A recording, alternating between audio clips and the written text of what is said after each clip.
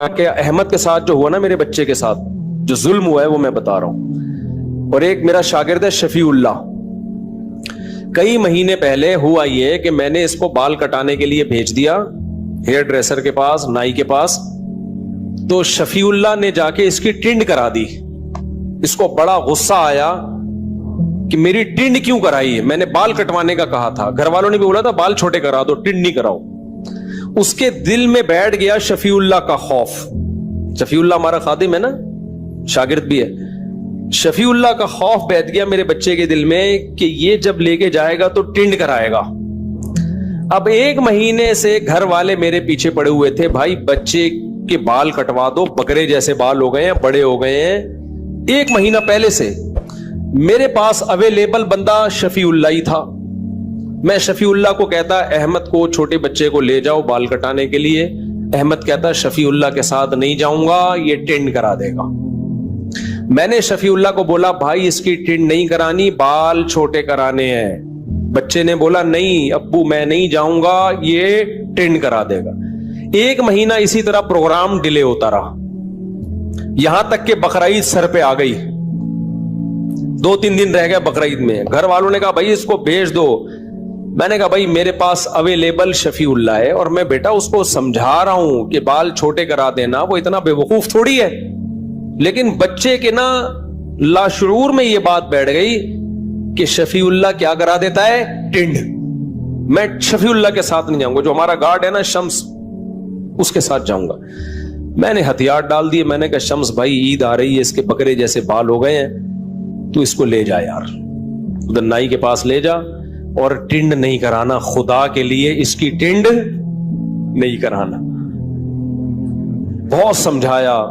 شمس نے بولا بے فکر نے. میں نے کہا یہ ایک مہینے سے جا نہیں رہا کہ ٹنڈ نہ ہو جائے, اور ویسے بھی اب تو ٹنڈ اور بری کہ عید آ رہی ہے نا, بالکل ہی یہ ایسا ہی ہے شادی والے دن آپ گنجے ہو کے بیٹھ گئے.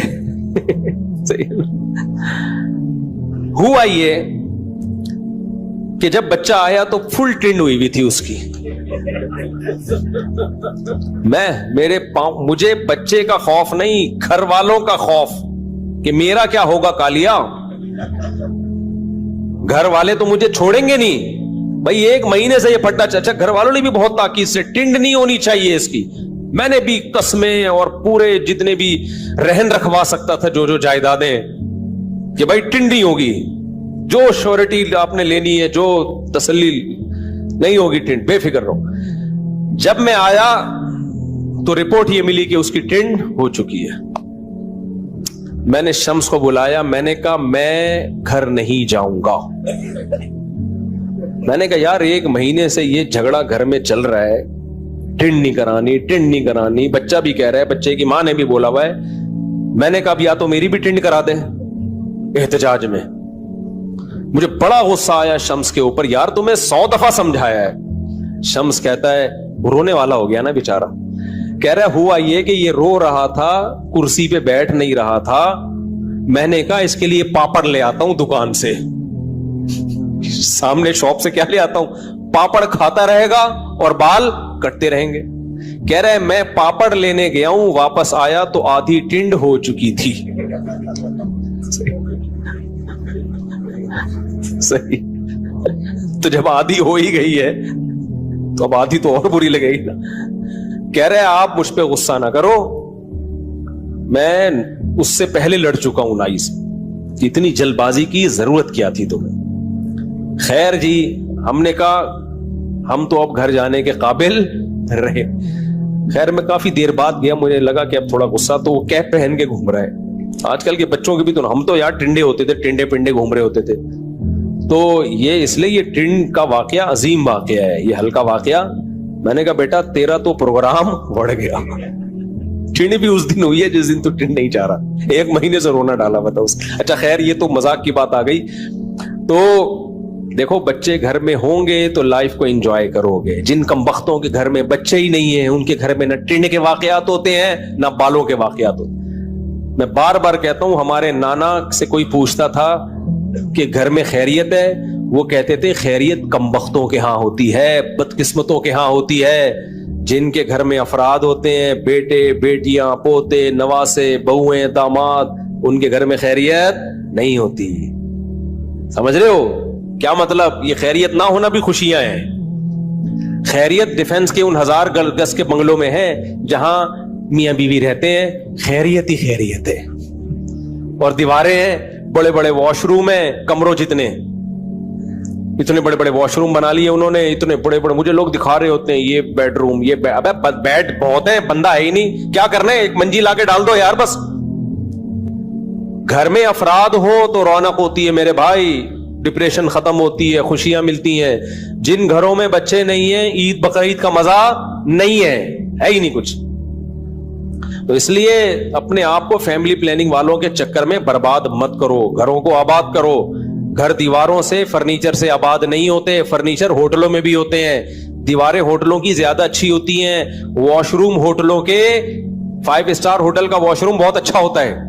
20 تو تولیے لٹکے ہوئے ہوتے ہیں, آدمی یہی دیکھ رہا ہوتا ہے یہ والا تولیہ کس کام کے لیے, یہ ٹاول کس کام کے لیے, یہ ناک پوچھنے کے لیے, یہ سر صاف کرنے کے لیے, گھٹنے. 20 قسم کے ٹاول رکھے ہوئے ہوتے ہیں. تو پھر وہیں کیوں نہیں رہ جاتے؟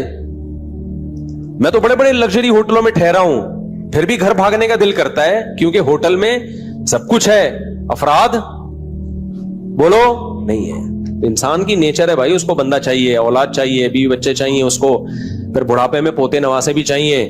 سمجھتے ہو, ہماری تو اب نواسی گھر میں آتی ہے, وہ الگ اسٹائل کی ہے, دل بہلاتی ہے, وہ الگ اس کی حرکتیں ہیں, اتنی سی گھوم رہی ہوگی ایسے پورے گھر میں. تو یہ خوشیوں سے تمہیں گوروں نے محروم کر دیا.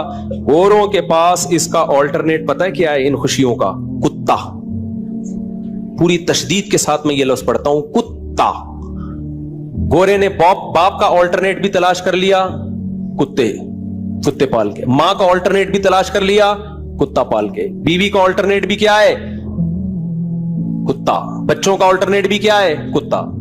ایسے بیان جب میرے نیٹ پہ جاتے ہیں, لوگ کہتے ہیں اتنا بھی نہیں ہے مفتی صاحب, وہاں بھی فیملی والے لوگ ہیں بھائی, بہت تھوڑے ہو گئے. 4-5 دن کے بعد لوگ حرکتیں دیکھ کے وہ کہنا بھی چھوڑ دیتے ہیں. ٹھیک ہے نا, 2-4 دن تو حاجی صاحب کہہ رہے تھے حرکتیں تو چھوڑو یار, اس پہ حاجی سوٹ نہیں کرتا.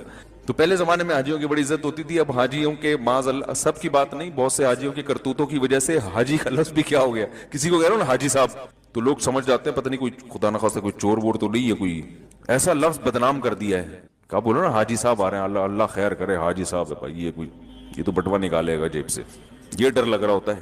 تو اب مسئلہ کیا ہے کہ جو جتنا دین کو ہم فالو کر رہے ہیں نا, شاید اس کی وجہ یہ کہ خواہشات اس کی اجازت ہمیں دے رہی ہیں, کلچر اس کی اجازت ہمیں دے رہا ہے. تو اللہ قرآن مجید میں فرماتے ہیں یہودیوں کی خصلت, کلما جاءہم رسول بما لا تہوی انفسہم فریقا کذبوا وفریقا یقتلون. فرمایا یہود تو اہل کتاب تھے نا, حضرت موسیٰ کو مانتے تھے. اللہ نے یہودیوں کی برائی کیوں کی ہے, دوسرے غیر مسلموں کی برائی نہیں کی ہے, کیونکہ ان میں وہ تو پیغمبروں کو مانتے ہی نہیں تھے. یہود نے تو حضرت موسیٰ کو بنفس نفیس دیکھا, موسیٰ علیہ السلام کی تعلیمات ان کے پاس آئیں, تورات محفوظ ہو کے ان کے پاس آئی, اور ان کے باپ دادا نے ان کو بتایا کہ کیسے اللہ نے فرعون سے ہمیں نجات عطا فرمائی. سارے معجزے, وہ تو بہت اچھی طرح ان کو تو یقین تھا, لیکن اللہ فرماتا, اور ان کو یہ بھی پتا تھا پیغمبر مزید آتے رہیں گے معجزوں کے ساتھ. اللہ فرماتے ہیں جب بھی کوئی نیا پیغمبر آیا نا, اس بیس پہ انکار نہیں کیا کہ پیغمبر کی صداقت میں شبہ تھا, نا نا نا, یا پیغمبر نے دلائل سے ثابت نہیں کیا کہ میں پیغمبر ہوں, نا نا نا. اللہ فرماتے ہیں لا تہوی انفسہم, پیغمبر جب بھی آتے تو کچھ ایسے حکام لے کر آتے جو ان کی خواہشات کے خلاف ہوتے تھے. سمجھ رہے ہیں, جن تعلیمات, کچھ تعلیمات, ساری نہیں, کچھ تعلیمات ایسی ہوتی جو کلچر کے خلاف ہوتی, جن میں ان کو مجاہدہ کرنا پڑتا تھا.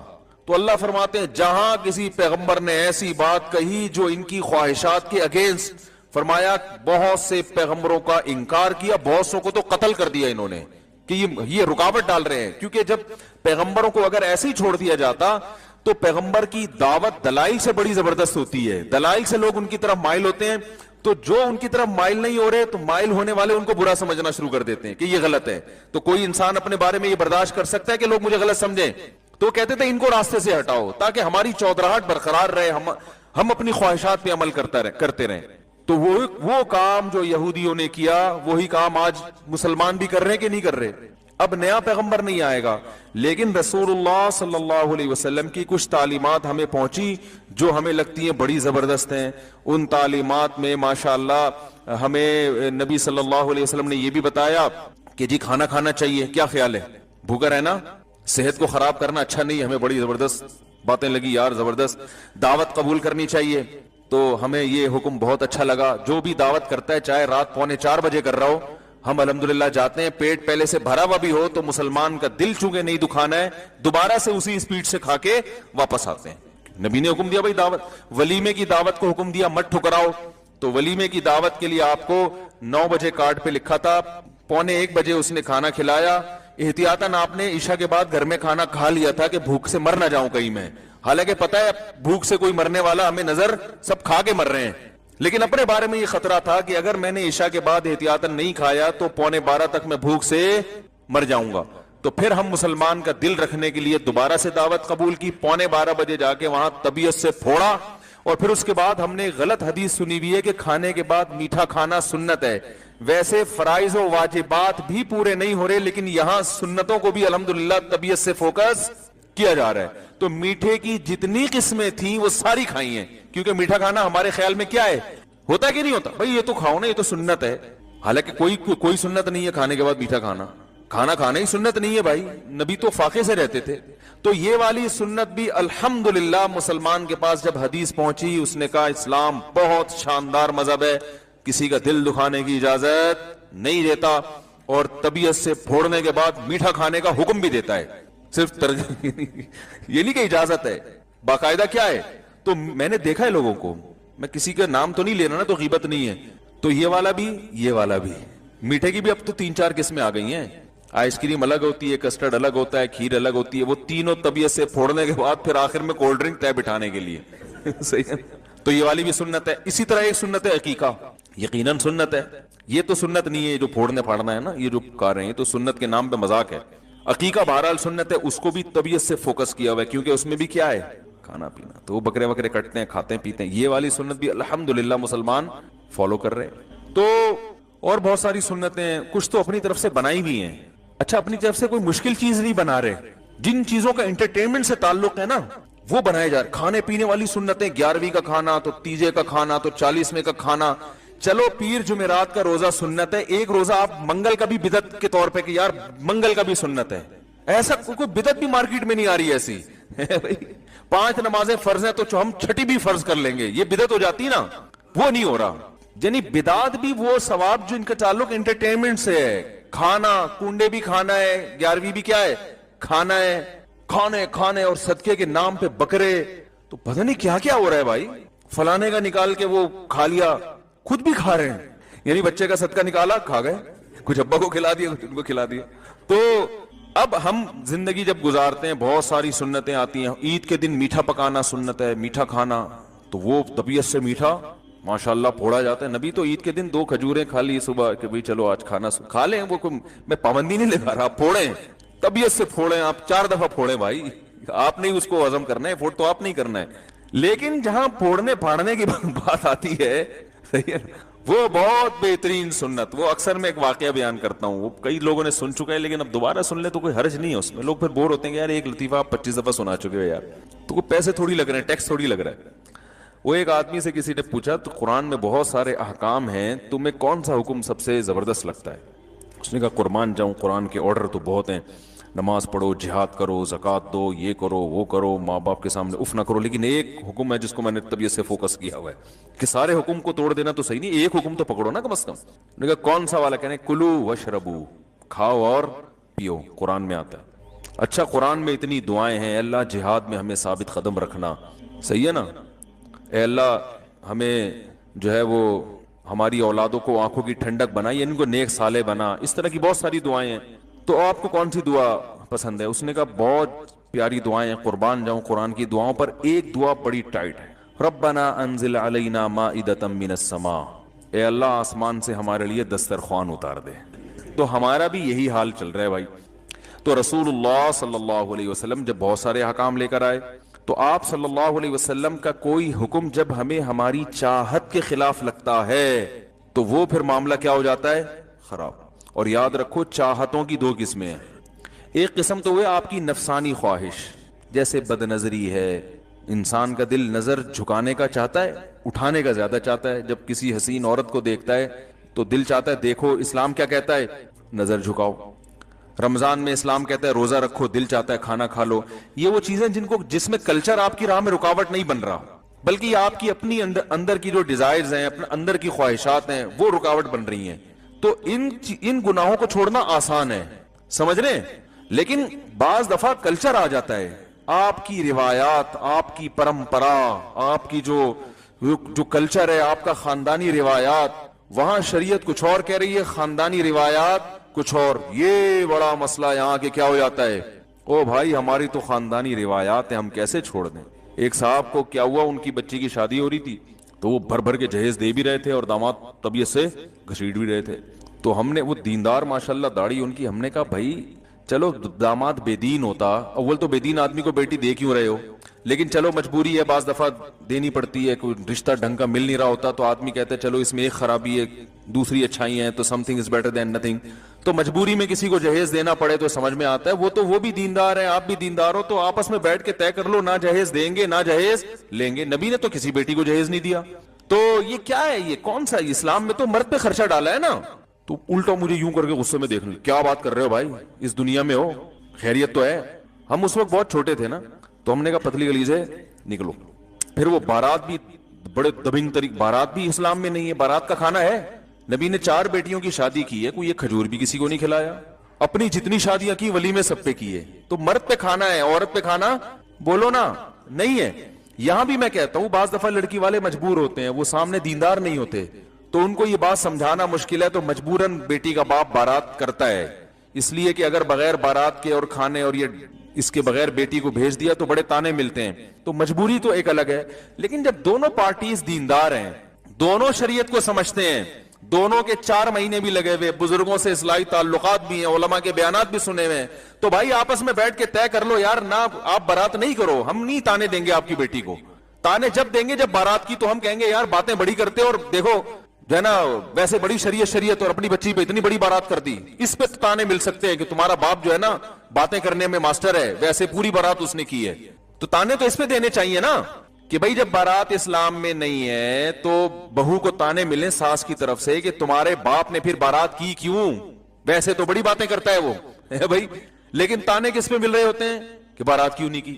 تو جب دونوں پارٹیاں دیندار ہیں تو بھائی مل بیٹھ کے طے کر لو, بارات بولو بھائی نہیں ہوگی. چند لوگ آئیں گے, خواتین آئیں گی, دلہن کو پک کر کے لے جائیں گی, ٹھیک ہے نا, پھر اگلے دن ولیمہ ہوگا جس کو بلانا ہے بلاؤ. لیکن آپ ذرا چھیڑ کے تو دیکھ لو, چھیڑ کے دیکھو آپ, ہم نے تو چھیڑا ہوا ہے نا, وہ ایک دم ایسے ایک دم کیا بات کر رہے ہو بھائی, کیا کر رہے ہو, تو ایسے لگتا ہے جیسے وہ اجنبی بن جاتے ہیں, پہچاننے سے انکار کر دیتے ہیں, کیا مریخ سے آئے ہو, کیا چاند سے آئے ہو. یعنی بزبان حال وہ یہ کہہ رہے ہوتے ہیں کہ تم اس زمین کے کیسی باتیں کر رہے ہو. او بھائی ہم صحیح باتیں کر رہے ہیں, آپ پاگل ہو گئے ہو, سمجھ رہے ہیں, آپ پاگل ہو گئے ہو.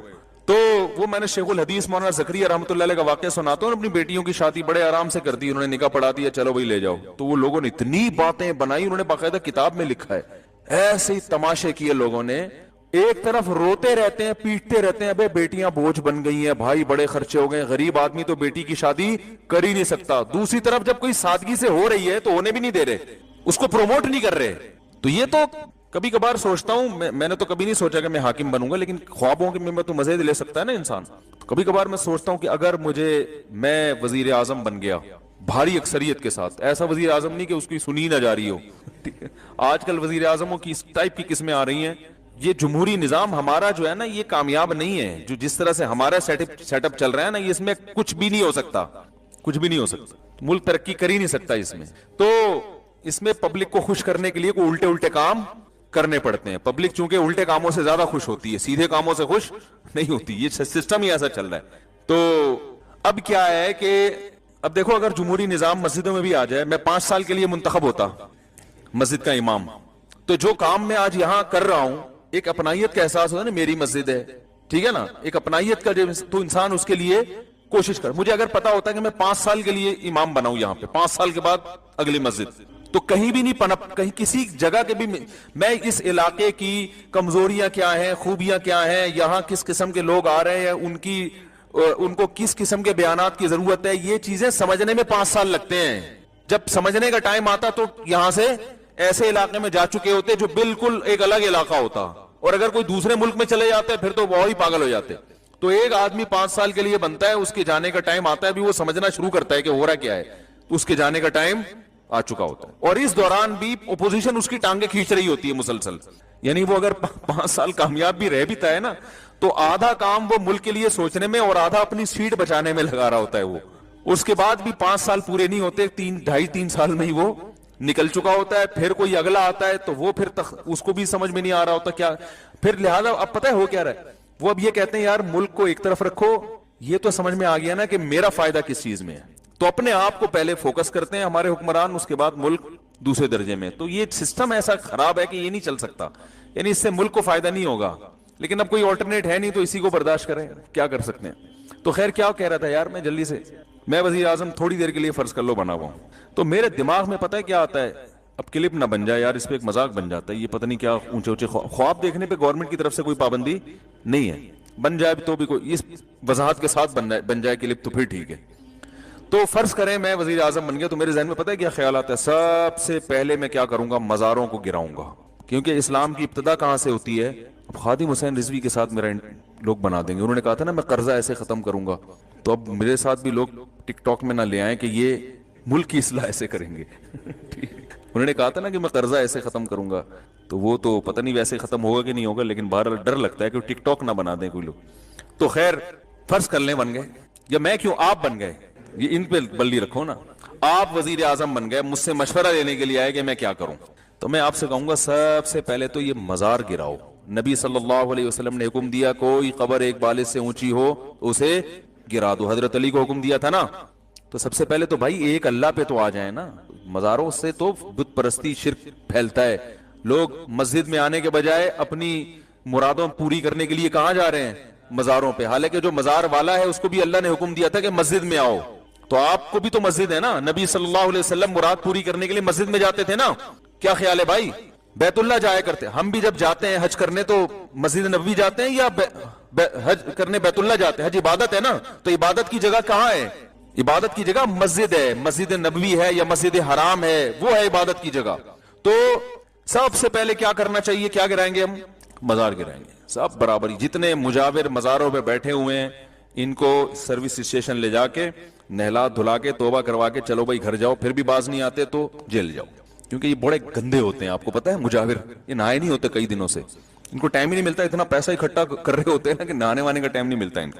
तो बातनी तहारत भी जाहिर सर्विस पे, क्योंकि नहाने से वैसे आम वॉशरूम में नहाने से ये नहीं इतना बाकायदा सर्विस करवानी पड़ेगी, सही है। तो ये सारे पाबंदियां भाई एक आम खबरों की तरह है, कोई ठीक है बुजुर्गों का एहतराम, जो साहिब कब्र है वो तो ठीक है, वो तो हर वक्त एहतराम तो जो भी अल्लाह वाले हैं, लेकिन खबर तो कच्ची ही होगी, एक बाली से ज्यादा ऊंची नहीं होगी, और कब्र परस्ती नहीं होगी, वहां कोई किसी को मुस्टंडे को बैठने की इजाजत नहीं होगी।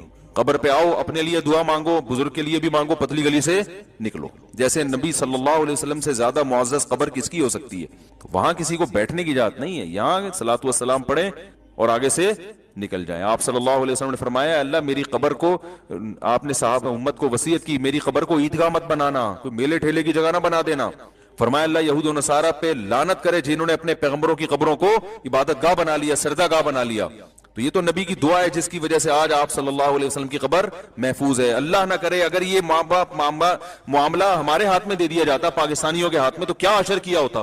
तो यानी पाकिस्तानियों से मुराद ये जो आम्मतुल नास हैं, आम लोग हैं, जो अक्सरियत तो बिदती लोगों की है ना, जो मजार परस्त हैं। तो पहला काम ये करूंगा। दूसरा काम मैं सबसे पहले ये करूंगा कि बारात के खाने पर क्या लगाऊंगा, पाबंदी। बेटियों को बोझ न समझे, जहेज पर इंक्वायरी होगी कि देखो किस, ये जो तेरे अंदर ये बैड है तेरे बाप ने तुझे दिया था, ये दामादों के यहाँ ना पुलिस जाएगी, इंक्वायरी एजेंसी के लोग जाएंगे इंक्वायरी के लिए। जिसके यहाँ शादी हुई है इंक्वायरी होगी कि जिस बेड पे कमबख्त तू बैठा हुआ है, तेरी शादी हुई है ना कल, हाँ सर मेरी परसों शादी हुई थी, अच्छा परसों हुई थी, सॉरी मैं समझा था कल हुई थी। ऐसे इंक्वायरी ऐसे ही हो रही होती है ना, परसों आपकी शादी हुई थी, कल आपकी रुखसती हुई थी, तो ये जो डबल बेड है ये तेरे बाप से तुझे विरासत में मिला था, ये तूने अपने पैसों से खरीदा, कहां से आई? सर ये मैंने अपने पैसों से खरीदा है। क्या दलील है भाई, रसीद दिखा। तो वो कोई भी इंक्वायरी का तरीका हो सकता है। अगर ये साबित हो गया ना کہ یہ جہیز میں آیا ہے, تو پھر پولیس والوں کو ایک لفظ یعنی وہ میں ورڈنگ خود بتاؤں گا کہ اس کو بولنا تجھے شرم نہیں آتی کمبخت, پہلی رات کو بھی بیوی کو اپنے بستر پہ نہیں سلا سکا, وہ بستر بھی وہاں سے آ رہا ہے سسر کے گھر سے, شرم نہیں آتی؟ غیرت بھی تو کوئی چیز ہوتی ہے یار. دلہن پہ تو آدمی خرچ, پہلی رات تو لوگ دلہن کو گفٹ دیتے ہیں, کمبخت بیڈ بھی اس کے گھر سے لے آیا تو اٹھا کے, یار بیڈ اس کے گھر سے اٹھا کے لے آیا, سوفے کمبخت اپنے دوستوں کو بیوی کے سوفے پہ بٹھائے گا, شرم نہیں آتی؟ جن پلیٹوں میں کھانا کھلا رہا ہے مہمانوں کو, ڈنر سیٹ کہاں سے آیا, یہ وہاں سے لے کر آیا ہے, تو اس کو شرم دلا دلا کے نا غیرت سے مرے گا نہیں, غیرت سے بتا دو ہوگا کچھ بھی نہیں, کچھ بھی نہیں ہوگا. مسئلہ سارا یہ ہوگا جو پولیس والا جائے گا وہ بھی تو یہی کر رہا ہوگا نا, اس نے کون سا جہیز نہیں لیا ہوگا. تو مسئلہ یہ آوے کا آوے بگڑا ہوا ہے, تو یہ بڑا خاندانی نظام بنانا پڑے گا اس کے لیے. تو بہرحال کوئی کیس ہونا چاہیے جہیز ویز پہ, بھائی جس نے جہیز لیا اریسٹ اندر. تو جب تک یہ حکومت کنٹرول نہیں کرے گی, یہ چیزیں کنٹرول نہیں ہوتی, تو بھائی جب تک آپ کے ہاتھ میں حکومت نہیں آتی ٹھیک ہے, تو جہیز پہ پابندی, بارات پہ پابندی, جہاں کھانا ہو رہی ہے کھانا کھلا کون رہا ہے, لڑکی والے کیوں کھلا رہے ہیں بھائی؟ تم زیادہ فنڈر بننے کی کوشش کر رہے ہو, آپ صلی اللہ علیہ وسلم سے زیادہ سخی بن رہے ہو. تو آپ نے تو اپنی نکاح پہ ولیمہ کیا ہے, ولیمہ پیغمبروں کی سنت ہے, بارات تو اس عربی میں بارات کا لفظ ہی نہیں ہے, اتنی فصیح و بلیغ زبان کے باوجود بھی یہ لفظ ہی نہیں ہے. تو یہ بڑی معاشرے میں جو ہے نا اس کی ضرورت ہے, یہ تو حکومت کر سکتی ہے, حکومت تو نہیں کرے گی, وہ تو کرنے کے کام نہیں کر رہی, جو نہیں کام کرنے کے وہ کر رہی ہے. وہ تو ہمیشہ سے حکومتوں سے تو ان سے تو زیادہ توقعات لگانی نہیں چاہیے نا. حکومت تو جو اچھے کام کرے بس اپریشیٹ کرنا چاہیے, یہ والا کام آپ نے بہت اچھا کر لیا ہے, اچھے پھر بھی نہیں ہے آپ نے یہ, میں بھی جب کبھی حکومت کی تعریف کرتا ہوں نا تو میں یہ کہتا ہوں یہ کام گورنمنٹ نے بڑا اچھا کیا, بس اس حد تک. یہ کبھی میں نے نہیں کہا کہ گورنمنٹ بہت اچھی ہے, یہ میں اتنی بڑی ذمہ داری کی, یہ بھی نہیں کہتا کہ گورنمنٹ بہت گندی ہے. بھئی یہ اچھی بری کی ٹھیکہ ہم نے تھوڑی لیا ہوئے, تو اللہ بتا دے گا کون اچھا. ہم تو یہ کہہ سکتے ہیں یہ والا کام کیا کیا ہے, بہت اچھا. تو اس کی وہ ایک لطیفہ اکثر میں سناتا رہتا ہوں, دوبارہ سنا دیتا ہوں. تو جب میں تعریف کیا کروں نا, فلاں وزیر اعظم نے یہ تقریر بہت اچھی کی ہے, یہ فلاں کام بہت اچھا کیا, تو مطلب ہوتا ہے یہ کام بہت اچھا ہے. باقی خود کون بہت اچھا ہے نہیں ہے یہ تو اللہ آخرت میں فیصلہ کرے گا, ہمیں کیوں فتویٰ کسی پہ لگائیں کون اچھا کون برا. اچھا بھی ہو سکتا ہے, برا بھی ہو سکتا ہے. تو وہ ایک آدمی تھا نا, اس کی بیوی اس کو اچھی نہیں لگتی تھی تو ایک دن بیوی بڑی سج دھج کے آئی کہ آج تو میں اپنے میاں کو اچھی لگوں گی. بڑا زیور پہنا اور اس نے بڑے شاندار خوبصورت کپڑے پہنے, دوپٹہ بھی بڑا اچھا. تو بیگم سے کہہ رہی, شوہر سے کہہ رہی ہے بیگم کہ یہ میرا دوپٹہ کیسا, کہہ رہے بہت اچھا بھائی, ویل ڈن, بڑا زبردست. اور بیگم یہ چوڑیاں یہ بھی تمہاری بڑی اچھی ہیں, ساڑی بھی بڑی اچھی پہنی ہوئی ہے, ایک ایک چیز کی تعریف کر, میک اپ بھی بڑا اچھا. کہتا ہے پھر اچھی پھر بھی نہیں لگ رہی, ساری چیزیں اچھی ہیں مگر تو اچھی پھر بھی نہیں لگ رہی. تو گورنمنٹ تو اکثر اچھی کہاں ہوتی ہیں, کام کچھ اچھے کر لیتی ہیں تو اس میں کہہ دینا چاہیے. تو اللہ کرے کچھ اچھا کام گورنمنٹ یہ کر لے, جہیز پہ پابندی لگا دے. اور بارات, اب دیکھو 12 بجے لائٹیں بند ہونے کا کہا تھا کہ 12 بجے کے بعد, لیکن کھل رہے ہیں ہال, 12 بجے کے بعد بھی کھل رہے ہیں, 1-2 بجے تک چل رہے ہیں. وہ پولیس والے آتے ہیں, کچھ پیسے ان کے ہاتھ میں رکھے, 12 بجے انہیں لائٹ بند کی, 5 منٹ بعد دوبارہ لائٹ آن ہو گئی. تو وہی ہے حساب کتاب چل رہا ہے. تو کہاں سے کہاں بات چلے گی, جلدی سے بات کو سمیٹ کے ختم کرتا ہوں. دیکھو وہ برائیاں جس میں کلچر آپ کے خلاف جا رہا ہے, اس میں بڑا, کیونکہ انسان خاندان سے کٹ رہا ہوتا ہے پھر. تو اصل آزمائش یہاں پہ شروع ہوتی ہے, اصل آزمائش بولو بھائی یہاں شروع ہوتی ہے کہ آپ اللہ کو مانتے ہیں یا نبی صلی اللہ علیہ یا معاشرے کو مانتے ہیں. تو یہاں پر لوگ آپ کو کہتے ہیں یہ بہک گیا ہے. تو یہ جو آیت میں نے پڑھی, ان ربک هو اعلم بمن ضل عن سبیلہ وهو اعلم بالمہتدین, اے نبی ان کی مخالفت سے آپ پریشان نہ ہو, تیرے رب کو خوب اچھی طرح معلوم ہے کون بہک گیا ہے اور کون سیدھے راستے پر ہے. تو اللہ نے تسلی دے دی کہ پبلک کی ملامت کی پرواہ مت کرو, آخرت میں اللہ فیصلہ, تم آخرت پر ایمان رکھ کے یہ کام کر رہے ہو نا. اگر ایمان نہیں ہے تو بھائی پھر تو انہی لوگوں میں شامل ہو جاؤ. اگر ایمان ہے تو بے فکر رہو, اللہ کو جس کے لیے کر رہے ہو نا اس کو پتا ہے. دیکھو جس کے لیے کر رہے ہوتے ہیں اسی کو ہی پتا نہ ہو تو انسان ٹینشن میں آتا ہے نا.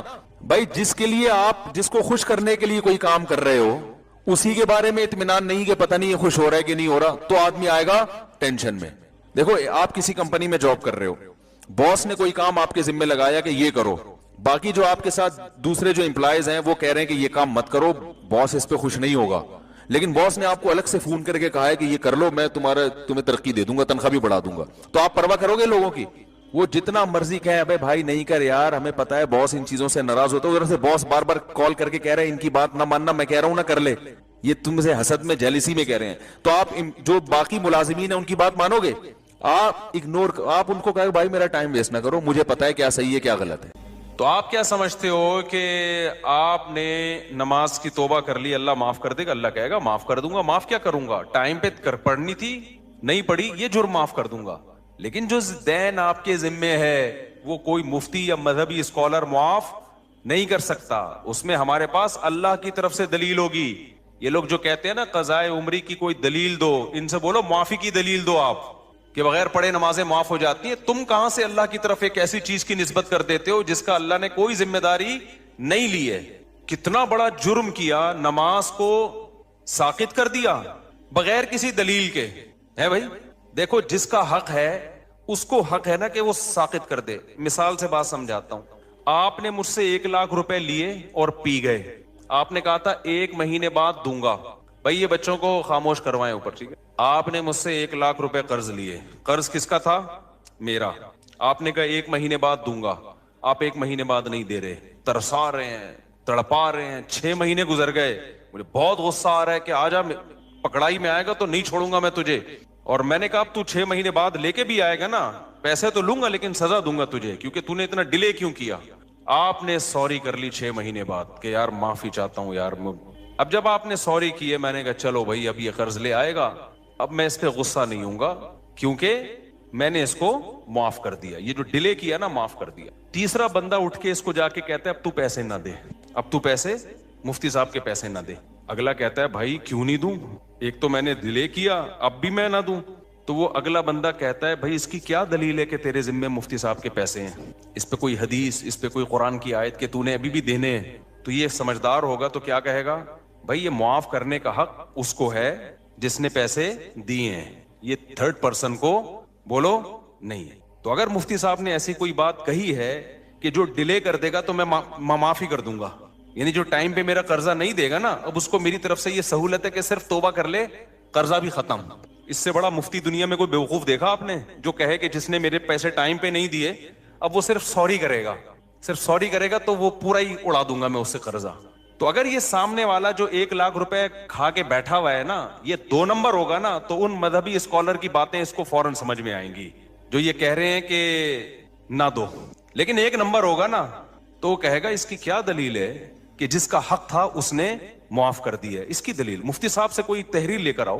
قضائے عمری کے ساتھ یہی حشر کیا ہے آج کل کے مذہبی اسکالرز نے، اور آج کل کے مذہبی اسکالرز کو جنہوں نے اپنا باپ بنا لیا ہے ائمہ مجتہدین کو چھوڑ کر، ان لوگوں نے بھی یہی حشر کیا ہے. اللہ میاں نے کہا تھا نماز قائم کرو، فجر کی نماز فجر کے ٹائم پہ ہونی چاہیے، ظہر کی ظہر کے ٹائم پہ ہونی چاہیے. لوگوں نے کیا کیا؟ نہیں قائم کی، قضا کرتے رہے، 10 سال تک قضا کر کے اپنے اوپر ایک بوجھ کھڑا کر لیا. تو آپ کو خیال آیا کہ یار میں نے بہت بڑا جرم کیا، 10 سال نمازیں نہیں پڑھی، میں توبہ استغفار کروں. آج کل کے جو مذہبی اسکالر قرآن و سنت کے نام پہ جو بیوقوف بناتے ہیں، جن کو قرآن و سنت کے علاوہ سب کچھ آتا ہے، سینس تو ہے ہی نہیں. میں بار بار کہتا ہوں یہ جو آج کل کے مذہبی اسکالر تمہیں مجتہدین سے ہٹا رہے ہیں نا قرآن و سنت کے نام پہ، خدا کی قسم یہ قرآن و سنت میں نہیں لے کر آ رہے، یہ اپنا منجن بیچ رہے ہیں. قرآن و سنت جو ایکسپلین پہلے ہو چکا ہے نا وہ اوتھینٹک ہے، وہ مستند ہے. آج کل کے تلوں میں تیل نہیں ہے ان اسکالرز میں، یہ اتحاد امت کے نام پہ اپنا منجن بیچ رہے ہیں. تو انہوں نے کیا کیا؟ 10 سال ایک آدمی نے نماز نہیں پڑھی، اتنا بڑا جرم کیا، اللہ کا قرض اس کے اوپر. حدیث میں آتا ہے دین اللہ احق ان یقضا، اللہ کا قرض سب سے زیادہ اس لائق ہے کہ وہ ادا کیا جائے. آپ نے اللہ کا قرض اپنے اوپر لاد دیا. اب آج کل کے اسکالر میں سے کوئی اسکالر اٹھا، اس نے کہا کہ صرف سوری کر لو اللہ تعالیٰ سے، یہ 10 سال کی نمازیں کیا ہو جائیں گی؟ معاف. جب آپ ریلائبل مفتیان کرام کے پاس گئے، انہوں نے کہا بھائی سوری کرنے سے یہ جرم معاف ہو جائے گا کہ آپ نے 10 سال تک پڑھی کیوں نہیں ہے، لیکن اللہ کا قرضہ معاف نہیں ہوگا. تو وہ اسکالر جو نام نہاد اسکالر ہیں انہوں نے کہا اس کی کیا دلیل ہے کہ معاف نہیں ہوگا؟ ہے بھائی اس کی کیا دلیل ہے کہ معاف نہیں ہوگا؟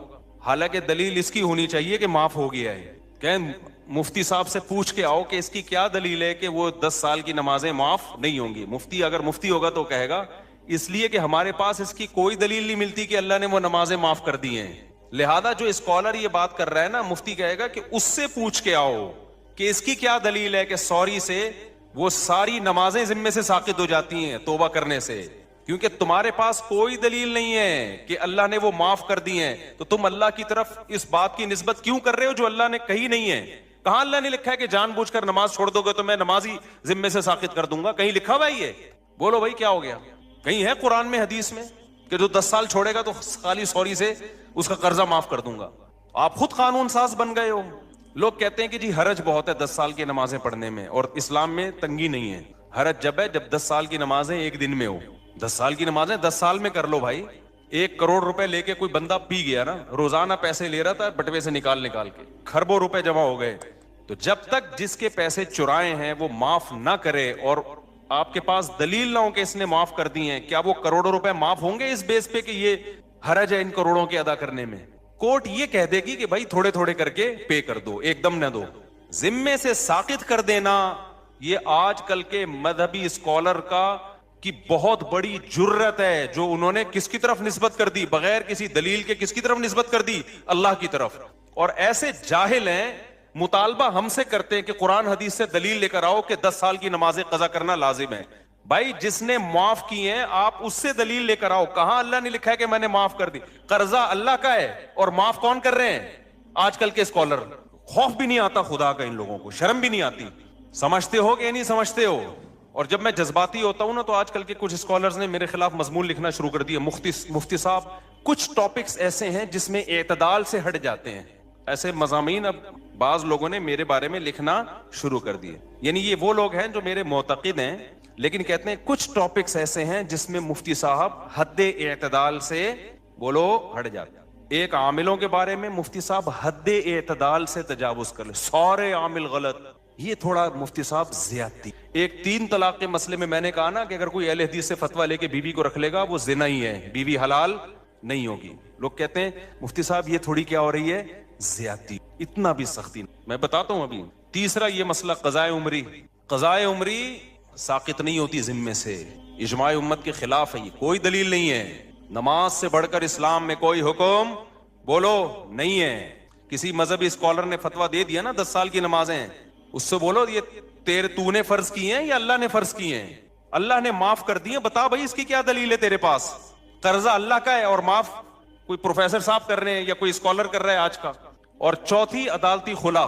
میں جب کہتا ہوں نا عدالتی خلا, جو آج کا جو قانون گورنمنٹ میں بنا ہوا ہے یہ بالاجماع باطل ہے. اس پہ بھی کچھ اسکالر نے میرے خلاف لکھنا شروع کر دیا کہ مفتی صاحب خلا کے مسئلے میں بھی ایکچولی تھوڑا سا کیا ہو رہے ہیں, کنٹرول سے باہر. اتنا بھی نہیں ہے. ٹاپک سے ہٹ کے میں تھوڑا ان چاروں کو تھوڑا ایکسپلین کر دوں تاکہ پتہ چلے کہ یہ ایکسٹریم لیول پہ نہیں ہوں, میں اعتدال پہ ہوں. دیکھو اعتدال کسے کہتے ہیں؟ جو چیز جیسی ہے اس کو ویسا رکھنا. ایک چیز کالی ہے نا, ایک آدمی کہہ رہا ہے یہ سفید ہے, میں کہوں یہ دھک کالی ہے بھائی, اتنی کالی ہے کہ اندھیرے میں نظر ہی نہیں آئے گی. لوگ کہیں مفتی صاحب تھوڑا اعتدال سے کام لیں. وہ جب کہہ رہا ہے سفید ہے, آپ جب کہہ رہے ہیں کہ کالی ہے, تو بیچ کا کوئی پیلا رنگ کہتے ہیں آپ اس کو, تو یہ اعتدال ہوگا یہ جھوٹ ہوگا؟ بھائی جب 100% بلیک ہے, کسی بھی زاویے سے دیکھو بلیک ہے, تو اس کو بلیک کہنا ہی اعتدال ہے. تو یہ جو خلا کا مسئلہ ہے نا, خلا کا ابھی ایک نیا کلپ آیا ہے کہ میرے خلاف پھر کسی نے, پرانی عادت ہے ان کی, ان کو چین نہیں آتا جب تک میری ویڈیو لگا کے ری ایکشن نہ کرے نا.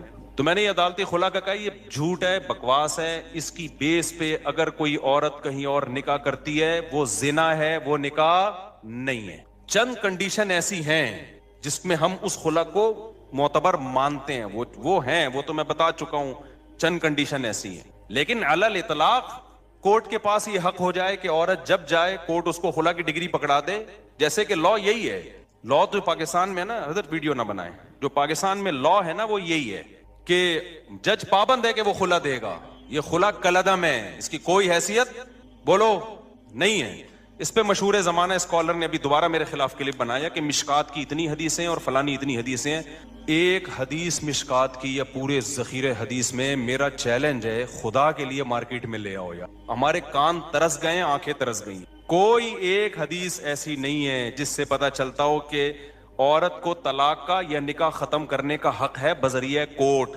شوہر ظلم کر رہا ہو نا مخصوص نوعیت کا, اس کی بات میں نہیں کر رہا, وہ تو میں بھی مانتا ہوں. نارمل کنڈیشن میں یا چھوٹی موٹی باتوں میں ایک عورت نہیں رہنا چاہتی, وہ کہہ رہی میں نہیں رہنا چاہتی, یہاں شوہر کی مرضی کے بغیر عورت علیحدگی نہیں لے سکتی. اسلام میں نکاح میں داخل ہونے کا عورت کے پاس حق ہے, نکاح سے نکلنے کا عورت کے پاس اسلام میں رائٹ نہیں ہے. اب خواتین کو یہ بات اگر سمجھ میں نہیں آتی, چھوڑ دیں اسلام, اسلام کو چینج نہ کریں آپ, اسلام چینج نہیں ہو سکتا. سمجھ میں آ رہی ہے بات کہ نہیں آ رہی؟ آپ چھوڑ دیں بھائی, ہمیں یہ اسلام میں لگتا ہے یہ ظلم ہے عورت کے اوپر, تو نہ لاؤ, آپ جاؤ کسی ہندو سے شادی کرو, آپ اس کے پاس, ان کے پاس ہر وقت حق ہے بھائی. جیسے ہندو خود طلاق دے سکتا ہے, عورت بھی جب چاہے عدالت سے خلا لے سکتی ہے. اسلام میں ایسا ہی ہے. کوئی اسکالر یہ بات کرتا ہے نا کہ نہیں ایسا نہیں ہے, تو آپ میرے سامنے بٹھا دیں اس کو, آن لائن لے آئیں اس کو, مشہور آدمی ہو, ہر آڑا ترچھا مشہور ہونے کے لیے بعض دفعہ آ جاتا ہے, تو میں بتاؤں گا مشکات میں کتنی حدیثیں ہیں, بخاری میں کتنی حدیثیں ہیں, وہ سارے میں ان کمبختوں کو ترجمے تک نہیں آتے ہیں حدیثوں کے. اگر عورت کے پاس بھی یہ رائٹ ہوتا ہے نا, کامن سینس بھی کوئی چیز ہوتی ہے, قرآن حدیث تو پہلے کامن سینس ہوگی تو قرآن حدیث سمجھ میں آئے گا نا. کامن سینس ہی نہیں ہے, قرآن حدیث تو ویسے ہی نہیں ان بیچاروں کے پاس, اور کامن سینس بھی نہیں ہے. اور وہ آج کل ہمیں بتا رہے ہیں کہ ابو حنیفہ امام شافعی کو فالو نہ کرو, ان لوگوں کو فالو کرو. کامن سینس کیا کہتی ہے کہ میاں بیوی میں اور گرل فرینڈ بوائے فرینڈ میں فرق کیا رہ جائے گا اگر عورت کے پاس بھی طلاق کا حق حاصل ہو جائے؟ فرق کیا رہ جائے گا؟ ارے میاں بیوی میں, بوائے فرینڈ اور گرل فرینڈ میں جب دونوں چاہیں بریک اپ ہو سکتا ہے کہ نہیں ہو سکتا؟ بولو نا, دونوں جب چاہیں ایک دوسرے کو چھوڑ دیں, تو پھر یہ میاں بیوی کے تکلف کی کیا ضرورت ہے؟ فرق صرف اتنا ہو جائے گا کہ گرل فرینڈ بوائے فرینڈ میں عورت ٹاٹا کر کے ویسے ہی چلی جائے.